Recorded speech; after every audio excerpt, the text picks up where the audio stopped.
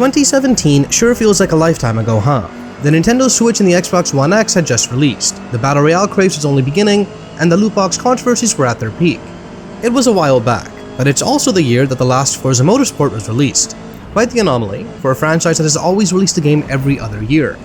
By the time this review releases, I should have around 60 or so hours into this transformative new chapter simply called Forza Motorsport.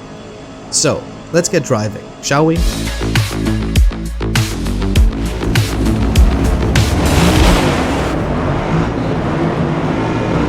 For such a massive reset of the franchise, developer Turn 10 had to go look in the mirror and figure out what it is in the Forza Motorsport formula that doesn't work too well. Essentially what the areas are where other racers simply do a better job. Let's envision how a meeting like this could have gone. The graphics? Never really been an issue. Both the Forza Motorsport and Horizon spin-offs have been mind-blowing visually, so they'll keep working as usual on the tech. The handling? It's good, but it could be better. The campaign? Definitely needs some tweaks. The on-track simulation? Now that needs a lot of work, with proper tire wear, fuel consumption, pit stops to be introduced, and so on. The online/esports side? Well, surely that needs a bit of an overhaul. The faux controversy around Forza 7's loot boxes that were never even for real money? Better stay as far away from it, just in case. The penalty systems? Definitely need to switch that up. And what can Microsoft's beefy Xbox Series X give Forza Motorsport? Quick resume? Check. HDR, 60 FPS, 4K? Forza Motorsport 7 already supported those, so no-brainer to keep them. Ray tracing? Well, let's figure out the best way to implement such a demanding technology. So all of that is quite a lofty set of goals to achieve. Fortunately, the game doesn't bore the player to death with endless cutscenes, text-based tutorials, or eternal customization sequences. Instead, putting them behind the steering wheel of a car before long. How is the new Forza Motorsport? Well, in the driver's seat, we can immediately feel the answer to many questions in our head.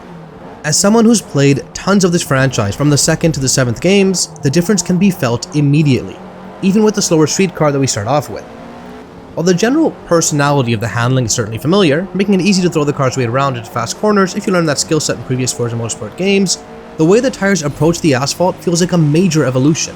Even without going too high up in the simulation settings, you can really feel the car shaking as the curbs are touched, the wheels locking up and skirting on the grey, and that's before the weather and tire wear even come into play.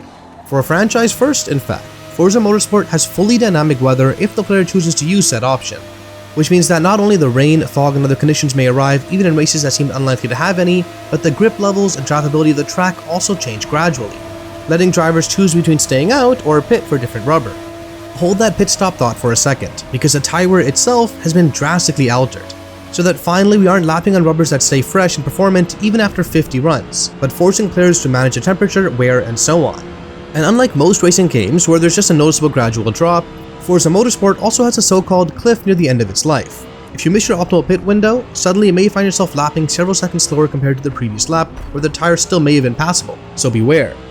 Proper pit stops, like you find in most simcades and racing simulators today, have similarly been a much desired feature in the franchise. For those not familiar with real-life races or other racers, this changes so much of how the competition plays out. Fuel consumption and tire wear drastically alter car performance. Thus, correctly identifying whether it makes sense if and when to pit can decide between an epic win or not even finishing on the podium. While Forza Motorsport already flirted with tire wear and fuel consumption before, even having pit stops available for repairing the vehicle, this new installment finally brings the full package. If players choose to use the game's simulation options, players will have to manage tire wear but not driving too aggressively, fuel consumption, even resorting to lift and coast at times, and all this with longer, more treacherous races requiring one or more pit stops to complete. Now while these remain a fairly automated process, players can decide on the spot which tire they want, how much extra fuel they need, if any, and what potentially damaged parts of the car to repair, trading immediate improvements for the time loss of sticking to the pit lane longer. This element of strategy was sorely missing from this franchise, and while it feels a bit arcadey in how it only takes a couple of seconds to fix grave damage, it still drastically alters races, and it would be hard to go back to Forza games without these pit stop options. All in all, despite a familiar sensation behind the steering wheel, Forza Motorsport has made enormous steps forward to make the overall races more closely mimic what actually happens on racetracks across the globe.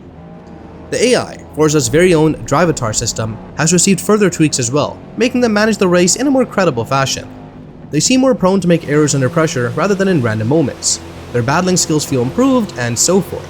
Playing against the AI, of course, there are still a few tricks the various player can use, such as hugging the middle of a track in tighter sections, where the AI won't attempt a daring move, even with a large speed advantage. Fights against the artificial intelligence do feel more varied and enjoyable than before though, and the performance too is impacted by tire choice, wear, track conditions, and so on. while their behavior can still be abused a bit, like it happens in virtually every racing game. I got quite a few unexpected dive bombs and aggressive defensive maneuvers from them, making me realize quite quickly that AI races can't really be managed in the same toxic way we got through some difficulty spikes, with harsh penalties also making me lose the desire to play it rough. Granted, there's of course always a safety net of the optional rewinds if things go sideways, but the AI make for much more enticing opponents than they usually do. The career mode, which I'll get into in a bit, is likely going to be where most players first encounter the RPG aspect of the game, the individual leveling up and upgrading system that already worried a good bunch of the player base before launch. But let's take a step back. How does it work? Well, instead of letting players throw virtual credits at any car to upgrade and optimize them for any event, the new Forza Motorsport demands commitment. Every car has its EXP bar to fill via driving, and the cleaner and faster you drive, the faster it progresses. And leveling up unlocks new options that can then be used for the vehicle in question. New drive shifts, gearboxes and whatnot, and you can even unlock extra setup options that can be then shared online. While reaching the maximum level of 50 allows for entire engine and driveshaft switches, drastically altering the car's core mechanics and effectively re-rolling its stats into something new to once again experience from the ground up. It's quite an exciting progression system for each vehicle, and on the one hand, it forces players to find out about a car's characteristics and, piece by piece, see it evolve into a much more customized and hopefully competitive machinery. On the other hand, maximizing a car's level can take various hours of driving, which can be an annoying task to complete when you realize that, in order to beat a certain rival in Rivals mode, you're almost certainly going to need a maxed out, very specific car at times. Online players, fret not. While I'll get into the specifics of multiplayer later, do know that this upgrade system, for the most part, does not impact the competitive racing at all. Laps behind us and only a couple more to go. Just one last pit stop for fresh tires, and you'll be in a great position for the final push. So if you're a solo player, the lengthy career mode should definitely be your starting point. This is called the Builder's Cup, and it puts players into a rather usual formula. Completing a certain amount of races in a playlist, where winning each event isn't mandatory, but in order to get the Gold Cup, the player needs to score the most points across the various races. Each race features a mandatory set of 1 to 3 practice laps to complete, with a suggested lap time to beat to prepare for the race's pace, though players can stay and get good for longer if they so desire. These events remain, sadly, disconnected as a group, with only a brief presentation as to what kind of car class we'll be using this time. What sets it apart from the previous games is the builders aspect of the title. Players and AI alike will level up their cars and upgrade their vehicles as the events go on, making the performance threshold for each consecutive race that much higher. You took a wrong development turn and you're on the back foot? No problem, as the development tokens can be instantly refunded for free and spent differently. And on top of all this is being able to tweak setups or download them from the ones shared from the community. And even beyond that, players have a lot of agency in what kind of races they want, as the game offers a cool risk versus reward system in the selectable starting grid positions. The player can start anywhere from P3 all the way down to P24, with the game even suggesting a starting position based on their practice lap times. The further in the back they start, the larger credit payment arrives if and only if they reach the podium. It's a great system, and it makes it so the players can avoid the usual Forza formula in races, where a particularly competitive AI drives into the sunset while we're busy wrestling with the others, and by the time we get to second place, the leader is way too far away. A more balanced AI and this new system tends to avoid such scenarios, fortunately. Naturally, this upgrade system has an impact on the career events, where not only the players but the AI opponents too will upgrade and tweak their vehicles as the series goes on. As far as custom races go, offline or online, the entire upgrade system is purely optional. Rivals mode makes a return, allowing you to play against other players' fastest ghost times on any track with any class of cars. And here too, the upgrades make a huge difference in the leaderboards. There was a legitimate worry by the community that this upgrade system would ruin the online races by giving players who grinded their cars to performance upgrades an unfair advantage. But this isn't entirely accurate. For starters, let's state the obvious. When doing custom online races, organizers can choose to use upgrades or ignore them, or even force every player to use cars 100% identical to theirs. In this case, the upgrade system is clearly not an issue that ruins the balance. Likewise, most of the online events boil down to rotating showcase events, using either specific cars or a category of them, and in the vast majority of events, these cars cannot be upgraded in the slightest, with most player agency boiling down to choosing tire pressure, compound, and fuel load, which is a more strategic choice than one solely about the pace itself. These races are usually very well crafted, with cars and tracks well matched to create exciting events. One such exhilarating combo that I just felt the need to go back to is the fast-paced club version of the brand new Japanese fictional track Hakone, with its sakura trees and the Fuji mountain in the background, where the moderately fast and stable touring cars roll around smoothly and with powerful slipstreams making for some astonishing races. I had 2 different races here, where the race winner was decided by just about 1/10 of a second after a race-long battle between multiple cars. A fully revamped practice and qualifying mechanic also plays a role in these events. Most of them allow joining into one of the match-made sessions in that combination of track/car specs, leaving plenty of time for players to hit the asphalt. This entire waiting time, that can be reduced by joining up to 5 minutes early, no later than that, is effectively a practice session where players can learn the ins and outs of the track, tweak their setup, and more, all while using as many tires and compounds as they desire, allowing for race stints, simulations, and such as well. When the player is ready, they can then commit to qualifying, which is a set of 3, not necessarily consecutive laps that determine the starting order based on whoever gets the better times. This effectively happens concurrently to the practice, so each player can decide to qualify immediately or wait until the end after several practice laps. Since dynamic weather is a factor in most of these races, timing the qualifying laps could be impacted here, as I had multiple events where rain rendered qualifying later a huge problem.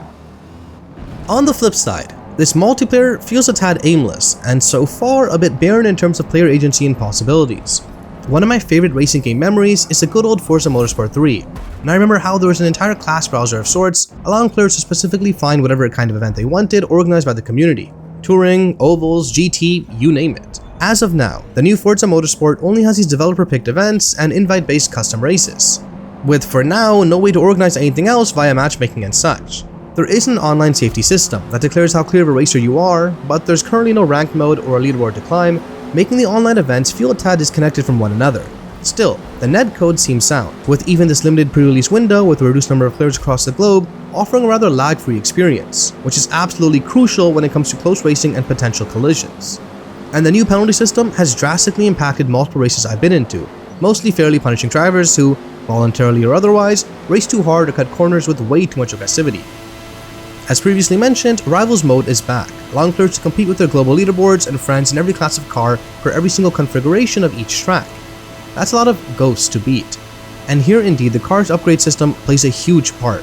Certain vehicles, in order to be competitive in certain contexts, absolutely demand being taken up to level 50, after which a better engine and drivetrain can also be applied, making them complete time-hunting demons. And what if I just want to race against the AI in the conditions I choose? Well, a more thorough than ever custom race mode exists too, where players can tweak and tune just about any rule, even down to the intensity of the penalties, the starting time, and timesheets when it comes to the day-night cycle, weather changes, and so much more. With 10 different AI difficulties to boot, and the usually vast amount of driving settings, ranging from semi-automatic braking and accelerating, all the way down to a very sim-like racing, it's easier than ever to find the perfect spot for any kind of racer. As is my usual as a mainly controller player, I tend to keep a decent amount of driving assists on, such as traction control, but keeping AI difficulty, penalties, and such high, forcing myself to pretty much master every car and track to beat the challenges I face.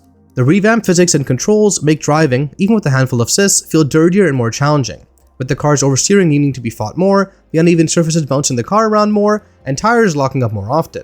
As of now, the game offers dozens of tracks with various configurations each, from Forza originals like good old Maple Valley and the brand new Japanese track in Hakone, to unmissable racing classics like Indianapolis, Le Mans, Nürburgring, Laguna Seca, Mugello, and so on. Likewise, the car selection is absolutely ridiculous, with over 500 cars at launch ready and more to come in the future. Retro, GT, street, muscle, you name it, there's something for everybody here. At this point, I feel like prefacing a Forza game citing that it looks gorgeous is pretty much a given. Be it the mainline Motorsport series or Horizon, nearly all installments pushed astonishing car models for the times, fantastic particles, excellent light systems on top of increasingly spectacular extreme weather scenarios in recent years. Yet another series of improvements come this time around too, with a further revamped lighting system, fog and clouds even more realistically behaving when it comes to visibility, and so on. Most noticeably, perhaps, to use a Series X's strengths, the game features ray tracing on all vehicles, accurately reflecting other cars and the scenario with a precision rarely seen on console. This can actually be turned off by sticking to the performance visual mode, where every asset is of very high quality at a stable 4K 60 frames per second. I frankly recommend this mode if you play with the cockpit view, as you'll rarely see said reflections anyway, and the general image quality this way is the highest available. Otherwise, it's either the performance ray tracing, that has a few compromises such as 1440p resolution, or the visuals mode, where all the eye candy is there, but the game caps at 30 frames per second. Now you probably know that a lower refresh rate in a racing game is not a good idea, but in truth, playing through various builders' cups at 30 FPS felt surprisingly smooth and solid, much thanks to the Forza games having their physics update way more than 30 times per second, partially mitigating the negative effects of the fewer frames. Still, I spent the vast majority of my time in the 60 FPS modes. And what about the other platforms? Sorry Xbox One or One X owners. The new Forza Motorsport is quite a technological leap, and developer Turn 10 opted not to somehow make it work on last-gen hardware.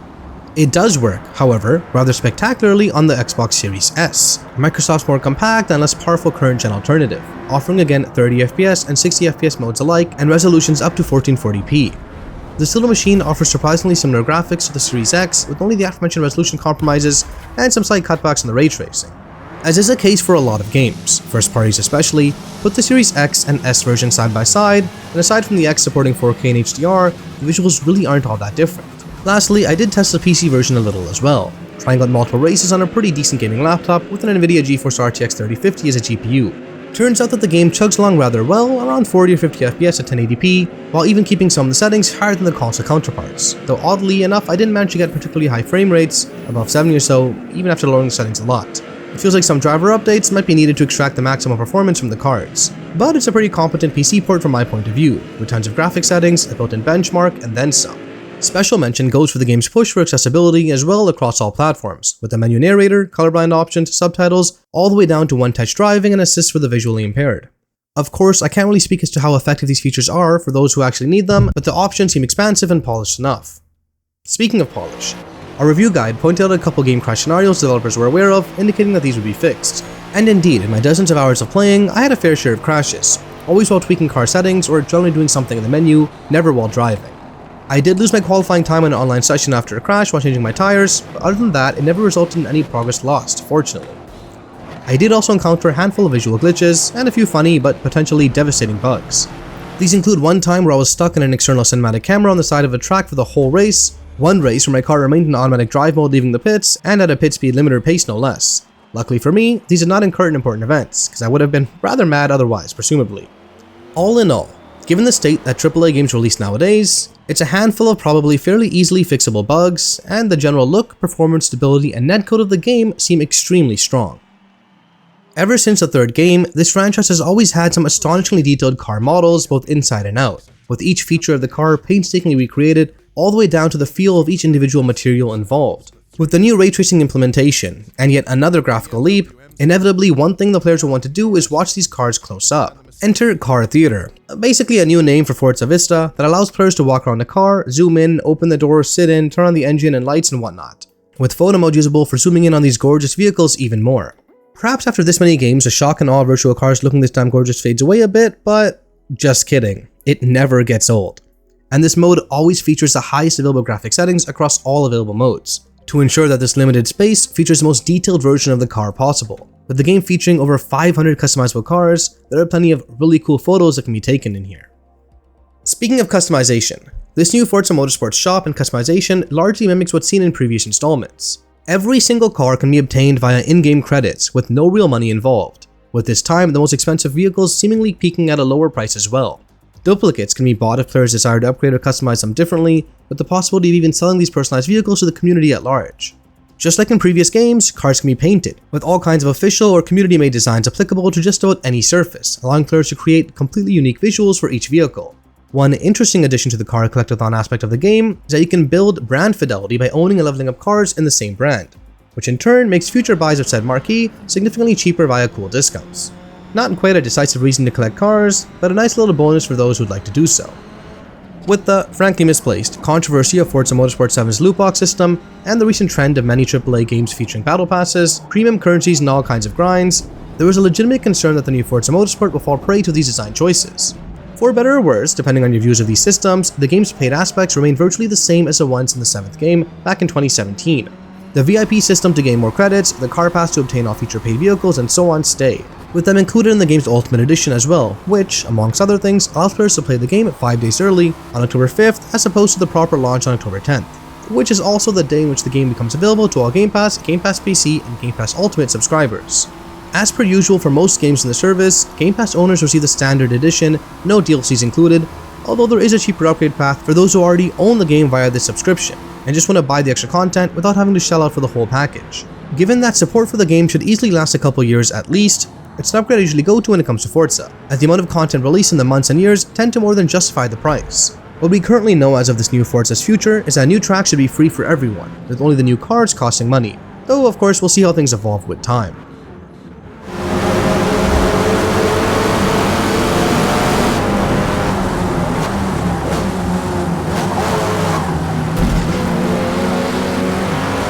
Ultimately, it all boils down to Forza Motorsport being an exhilarating simcade racer, in many ways not only the best title in the franchise, but also surpassing other similar games. The on-track experience has never been this good, with improved AI when playing solo, tons of tweaks to the physics, great tire and fuel management, dramatic dynamic weather, and much more, redefining once again what it means to simulate the ins and outs of a race weekend, from the practice all the way to the checkered flag. It also happens to be one of the best looking games on any console right now, an all-round technical showcase, though a handful of glitches and crashes did impact my experience just a little bit.